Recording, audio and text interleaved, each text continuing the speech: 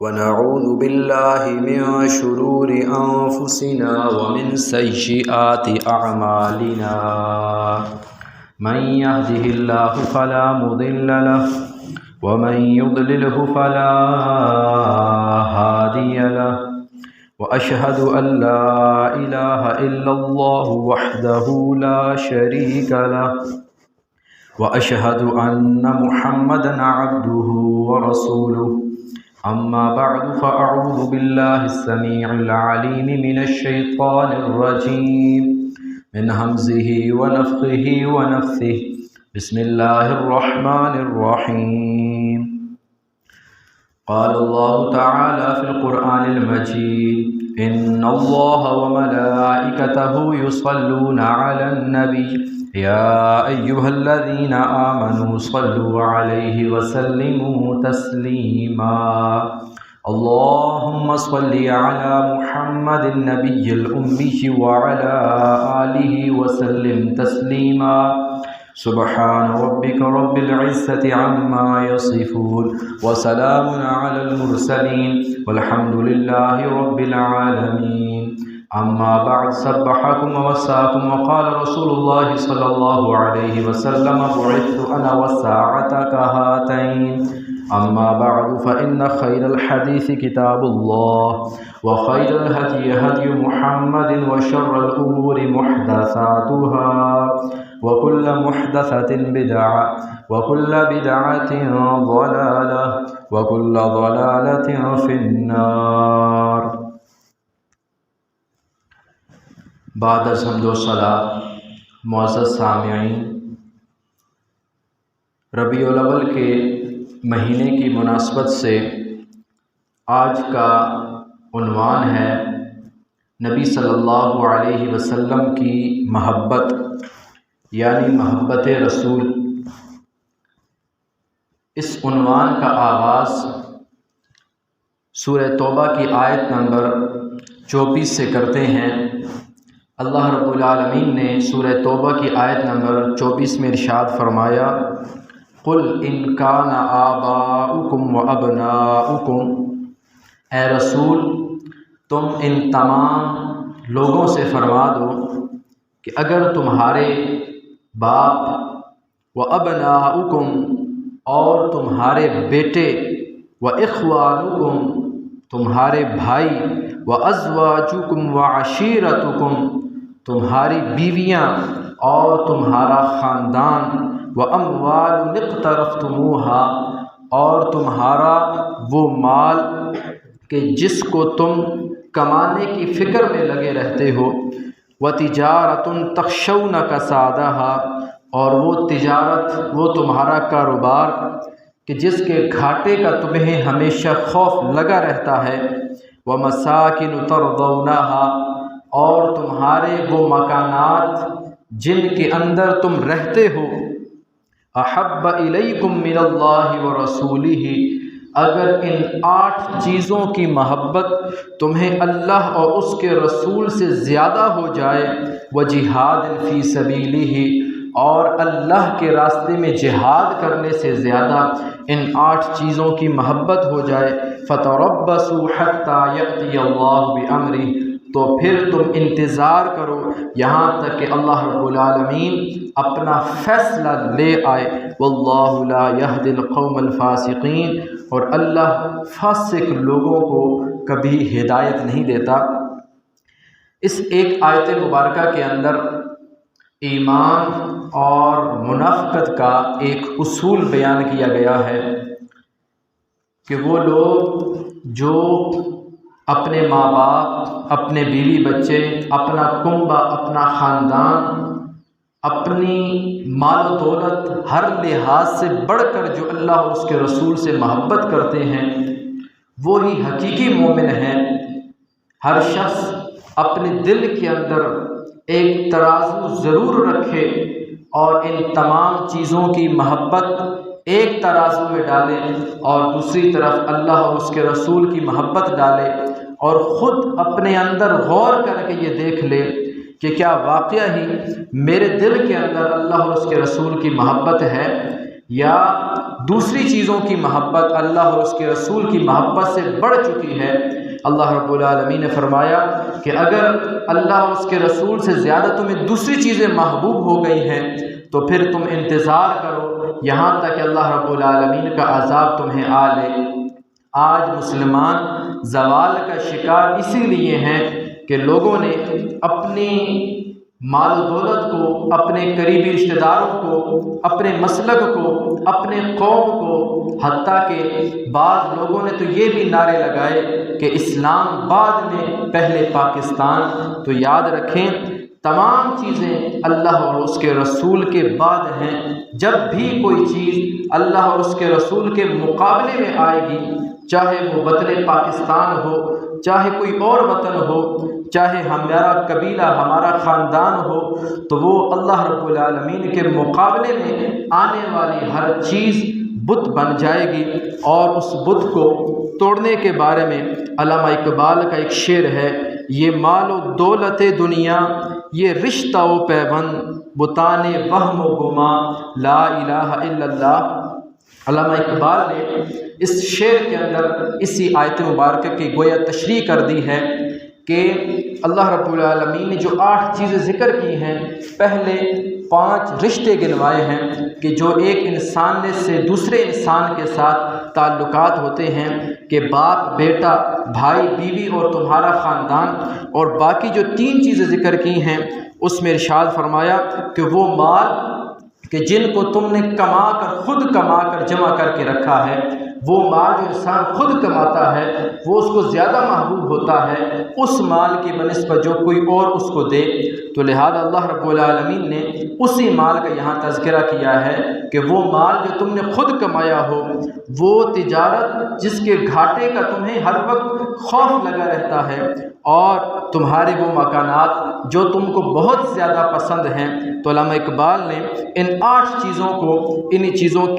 اس ایک مصرے کے اندر قید کر دیا، یہ مالت و دولت دنیا، یہ رشتہ و پیوند، بتان وہم و گما، لا الہ الا اللہ۔ جب ان 8 چیزوں کی محبت اللہ اور اس کے رسول کے مقابلے کے اندر آ جائے گی، جب ان 8 چیزوں کی محبت اللہ اور اس کے رسول کی محبت سے بڑھ جائے گی،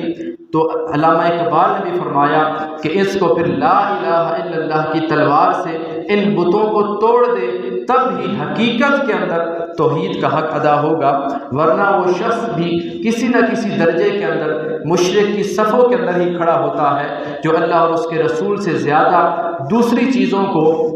ترجیح دیتا ہے۔ اسی لیے اللہ رب العالمین نے بھی قرآن مجید کے ایک مقام ارشاد فرمایا، ارأیت من اتخذ الہہ ہوا، کہ وہ شخص جو اپنی خواہشات کی پیروی کرتا رہتا ہے، اپنی پسندیدہ چیزوں کے بارے میں ہی ہمیشہ فکر کے اندر رہتا ہے، تو اللہ رب العالمین نے فرمایا اس نے اپنے نفس کو خدا بنا لیا ہے۔ یعنی اگر آپ اللہ اور اس کے رسول کے مقابلے میں اللہ اور اس کے رسول سے زیادہ کسی اور کے پیچھے جائیں گے تو وہ گویا آپ نے اس کو خدا بنا لیا۔ تو اللہ رب العالمین نے یہاں پر بھی اسی لیے ارشاد فرمایا کہ اگر تم نے اللہ اور اس کے رسول سے زیادہ کسی اور چیز کو محبوب جانا تو پھر جان لو کہ اللہ رب العالمین کا پھر عذاب ہی آئے گا۔ آج مسلمان جو پہلے عروج میں تھے آج زوال کا شکار ہیں، ہر جگہ مسلمان پس رہے ہیں، مسلمانوں پر ظلم و ستم ہو رہا ہے۔ اس کی بنیادی وجہ یہ ہے کہ انہوں نے اپنے جذبات کو اوپر رکھ لیا، اپنی خواہشات کو اوپر رکھ لیا، صرف اپنے مسلک کی حد تک قید ہو کر رہ گئے، تمام مسلمانوں کی فکر کرنا چھوڑ دی۔ تو اسی لیے اللہ رب العالمین نے ان کو اس زوال کے اندر مبتلا کر دیا۔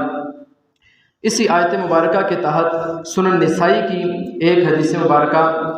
حدیث نمبر 3138 کے اندر سبرہ بن ابی فاکہ رضی اللہ تعالیٰ عنہ بیان کرتے ہیں، سمعت رسول اللہ صلی اللہ علیہ وسلم یقول، میں نے رسول اللہ صلی اللہ علیہ وسلم کو یہ فرماتے ہوئے سنا، ان الشیطان قعد لابن آدم بعطرقہ،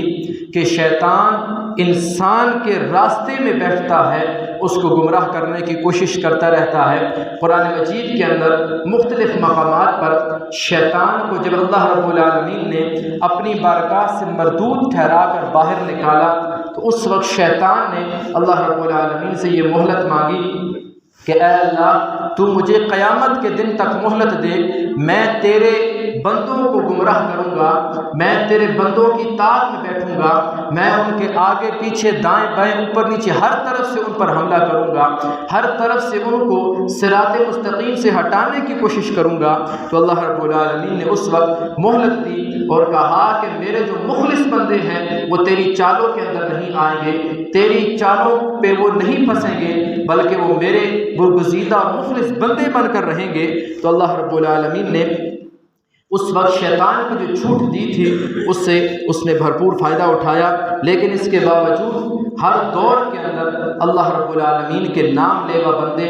ایسے رہے ہیں کہ جنہوں نے شیطان کی چالوں کا ہر وقت ڈٹ کر سامنا کیا ہے، اپنے نفس کے خلاف بھی انہوں نے شیطان کو ہمیشہ مات دی ہے، اور انہوں نے دوسرے انسانوں کی زندگیوں کو بدلنے کی کوشش کی ہے۔ تو اس حدیث مبارکہ کے اندر بھی نبی علیہ السلام نے فرمایا کہ بے شک شیطان انسان کے راستوں میں بیٹھا رہتا ہے، فَقَعَدَ لَهُ بِطَرِيقِ الْإِسْلَامِ، جب بھی کوئی شخص اسلام لانے کی طرف کوشش کرتا ہے، اسلام کے وہ اپنا پسندیدہ مذہب بنانے کی طرف آتا ہے، تو اس وقت شیطان اس کے راستے میں سب سے پہلے حملہ کرتا ہے، اور فقال تسلم وتذر دینک ودین آبائک وآباء ابیک، تو شیطان اس شخص کو کہتا ہے کہ تو اسلام قبول کر لے گا تو تو اس دین کو چھوڑ دے گا جو تیرا پہلے مذہب تھا، جو تیرے باپ کا مذہب ہے، جو تیرے کئی سو سالوں سے پہلے آباء و اجداد کا مذہب رہا ہے، تو کیسے اپنے اس دین کو چھوڑ سکتا ہے؟ وہ سب سے پہلے اس مسلمان کو، ایک انسان کو اس تعصب کے اندر مبتلا کرنا چاہتا ہے کہ تو اپنے دین کو نہ چھوڑ، تو اسلام کو نہ اپنا، اس طرح تو اپنے آباء و اجداد کے دین کو چھوڑ دے گا۔ اور یہی وہ سب سے بڑی ایک بات تھی جو مشرکین مکہ نبی علیہ السلام کے سامنے بھی کہا کرتے تھے کہ ہم تمہارے دین کو اپنائیں یا اپنے آباء و اجداد کے اس دین کو اپنائیں جو کئی سو سالوں سے چلا آ رہا ہے۔ تو لہذا اللہ رب العالمین نے بھی یہاں پر نبی علیہ السلام کی زبان سے یہ پیغام ہمیں دیا ہے کہ ایک مسلمان جب سب سے پہلے اسلام قبول کرتا ہے تو شیطان اس کو اسی بات کا وسوسہ ڈالتا ہے، لیکن جو مسلمان ہوتا ہے، حقیقی مومن ہوتا ہے، فَعَصَاهُ فَأَسْلَمَ، وہ شیطان کے ان تمام وسوسوں کا انکار کر دیتا ہے اور اسلام لے آتا ہے۔ جب کوئی شخص اسلام لے آتا ہے تو پھر شیطان کا دوسری چالیں چلنے لگتا ہے۔ ثُمَّ قَعَدَ لَهُ بِطَرِيقِ الْهِجْرَةِ، جب کوئی شخص اپنے علاقے کے اندر اسلام پر مکمل عمل نہیں کر سکتا تو وہ ہجرت کا راستہ اختیار کرنے کی کوشش کرتا ہے۔ وہ سوچتا ہے کہ اگر مجھے اپنے اس علاقے کے اندر اسلام پر عمل نہیں کرنے دیا جا رہا تو اللہ کی تو زمین بہت بڑی ہے، میں کسی اور جگہ جا کر اسلام پر عمل کر سکتا ہوں، اپنے ایمان کا اظہار کر سکتا ہوں۔ قرآن مجید کے اندر مسلمانوں کو یہ حکم دیا گیا ہے کہ اگر وہ کسی ایسے علاقے کے اندر موجود ہیں جہاں پر وہ کھل کر اسلام کا اظہار نہیں کر پا رہے، اسلام کے ارکان پر عمل پیرا نہیں ہو پا رہے، کافر ان پر ظلم و ستم کر رہے ہیں، تو ان کو چاہیے کہ وہ اس جگہ سے ہجرت کر جائیں۔ قیامت والے دن اگر ایسے مسلمان یہ کہیں کہ ہم مجبور تھے اور ہمیں یہ ظالم ہمارے اوپر ظلم کر رہے تھے، تو سب سے پہلے ان سے یہی سوال کیا جائے گا کہ اللہ کی زمین تو اتنی بڑی تھی، تم نے کسی اور علاقے میں ہجرت کیوں نہیں کی؟ اگر کوئی مسلمان مجبور ہو کہ وہ ہجرت نہ کر سکے تو اس کا یہ عذر قبول کیا جائے گا، لیکن اگر وہ اپنے خاندان، اپنے قوم اور اپنے علاقے کی محبت کے اندر ہجرت نہیں کرتا تو اللہ رب العالمین کے حضور اس کا یہ عذر ہرگز قبول نہیں کیا جائے گا۔ اسی لیے اللہ رب العالمین نے قرآن مجید کے اندر ہجرت کرنے کا حکم دیا ہے۔ تو شیطان دوسرا حربہ یہ اختیار کرتا ہے کہ اس کو ہجرت کرنے سے روکتا ہے۔ فَقَالَ تُهَاجِرُ وَتَدَعُ أَرْضَكَ وَسَمَاءَكَ، اس وقت وہ انسانوں کے دلوں میں یہ وسوسے ڈالتا ہے کہ تو ہجرت کر جائے گا، تو اپنی زمین اور اپنے علاقے کو چھوڑ جائے گا۔ وَإِنَّمَا مَثَلُ الْمُهَاجِرِ كَمَثَلِ الْفَرَسِ فِي الطِّبَلِ، نبی علیہ السلام نے فرمایا شیطان انسان کے دل میں وسوسے ڈالتا رہتا ہے کہ تو اگر یہاں سے ہجرت کر کے کسی اور علاقے میں جائے گا، وہاں پر تو ایک بندے ہوئے گھوڑے کی مانند ہو جائے گا، یعنی وہاں پر جا کر نہ تیرے پاس گھر بار ہوگا، نہ کوئی کاروبار کے لیے اتنے وسائل ہیں کہ تو وہاں جا کر کوئی اور کاروبار کر سکے۔ لہذا اس طرح کے بے شمار وسوسے ڈالتا رہتا ہے کہ تو بندھے ہوئے گھوڑے کی مانند ہو جائے گا، تیرے ہاتھ میں کچھ نہیں ہوگا، تو مجبور ہوگا۔ لہذا شیطان اس طرح کے بے شمار وسوسے ڈالتا ہے، لیکن وہ شخص جو سچے دل کے ساتھ اللہ اور یوم آخرت پر ایمان رکھتا ہے وہ شیطان کی ان تمام وسوسوں ان تمام چالوں کا انکار کرتا ہے، فہاجر اور وہ ہجرت کر جاتا ہے، ثم قعد له بطریق الجہاد اور جب کبھی ایک مومن ایک مسلمان کو جہاد کے میدان میں جانا پڑتا ہے، جس طرح صحابہ کرام کی زندگی ہمارے سامنے ہے، غزوہ تبوک کا وہ ایک ایسا موقع تھا کہ جس میں فصلیں پک کر تیار ہو چکی تھیں، مدینہ میں رہنے والے جتنے بھی لوگ تھے ان کی گزر بسر کا زیادہ تر حصہ زراعت پر مشتمل تھا۔ آج بھی ہم تصور کریں کہ جب فصل گندم بالکل پک کر تیار ہو چکی ہو، اس وقت ہمیں کہا جائے کہ ہمیں 2-3 مہینے کا سفر کرنا ہے اور جا کر کسی سے جہاد کرنا ہے، لڑنا ہے، تو اس وقت ہم اپنی فصل اپنی جو تیار شدہ فصل پک چکی ہے اس کی محبت کے اندر آج ہم اپنے دل کے اندر اگر ترازو ڈالیں تو ہم دیکھ سکتے ہیں کہ ہمارا ایمان کتنا مضبوط ہے کہ ہم کیا جہاد کو ترجیح دیتے یا اپنی فصل کو ترجیح دیتے۔ لیکن صحابہ کرام نے اپنے باغات اپنی فصلوں سے زیادہ اللہ کے رسول کے حکم کو ترجیح دی اور جہاد پر جانے کے لیے آمادہ ہو گئے۔ تو جہاد کے بارے میں نبی علیہ السلام نے ارشاد فرمایا کہ شیطان جہاد کے بارے میں انسانوں کو یہ وسوسہ ڈالتا ہے کہ فَقَالَ تُحَاجِدُ فَهُوَ جَهْدُ النَّفْسِ وَالْمَالِ، اگر تو جہاد کرتا ہے تو اس طرح تیرے مال کو بھی نقصان ہے اور سب سے بڑھ کر تیری اپنی جان کو بھی نقصان ہے۔ فَتُقَاتِلُ، اگر تو لڑنے کے لیے میدان جنگ میں جائے گا، فَتُقْتَلُ، تو شہید کر دیا جائے گا، تو قتل کر دیا جائے گا، فَتُنْكَحُ الْمَرْأَةُ، تیرے بعد تیری بیوی کا نکاح کہیں اور ہو جائے گا، وَيُقْسَمُ الْمَالُ، تیرا جو مال تو نے اپنی زندگی لگا کر جو مال جمع کر کے رکھا ہوا ہے وہ مال تقسیم کر دیا جائے گا۔ فَعَصَاهُ، لیکن جو بندہ مومن ہے وہ شیطان کی ان تمام چالوں سے نبرد آزما ہو جاتا ہے، شیطان کی ان تمام چالوں کے اندر نہیں آتا بلکہ وہ اللہ اور اس کے رسول کی محبت کو ہمیشہ ترجیح دیتا ہے۔ فجاہد، اور وہ جہاد کرتا ہے۔ نبی صلی اللہ علیہ وسلم نے